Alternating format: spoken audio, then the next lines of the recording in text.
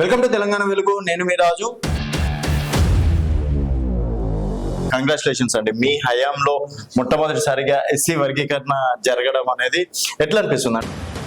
బాబాసాహెబ్ అంబేద్కర్ గారు 10 సంవత్సరాల వరకు రిజర్వేషన్ల పరిమితిని పెట్టారు. 10 సంవత్సరాలలో దళిత గిరిజన బతుకులు బాగుపడతాయి కాదు, 10 సంవత్సరాలలో అగ్రవర్ణాల మైండ్ సెట్ మార్చుకోండి. మీరు వీళ్ళు చదువుకుంటే మా పొలాలలో పనిచేసేది ఎవరు, మా పైగాళ్ళు సాగు చేసేది ఎవరు అన్న ఉద్దేశంలో మీరుండే ఆ ఆలోచన మీరు మార్చుకోవడానికి 10 సంవత్సరాలు ఇచ్చారు.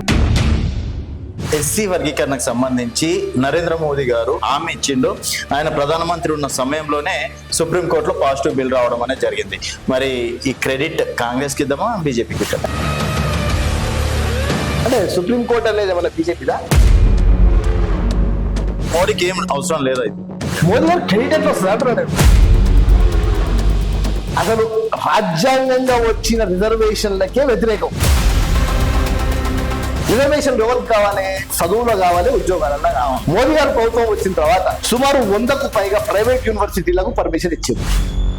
ప్రతిసారి ఇక్కడ మోడీని ఒక టార్గెట్ చేసి కేవలం ఆయన రాజ్యాంగ వ్యతిరేకత టార్గెట్ చేస్తున్నారు తప్పించి ఆయన కూడా చేసే కాడికి చేస్తున్నారు. అది మాత్రం కాంగ్రెస్ కి నచ్చట్లేదు.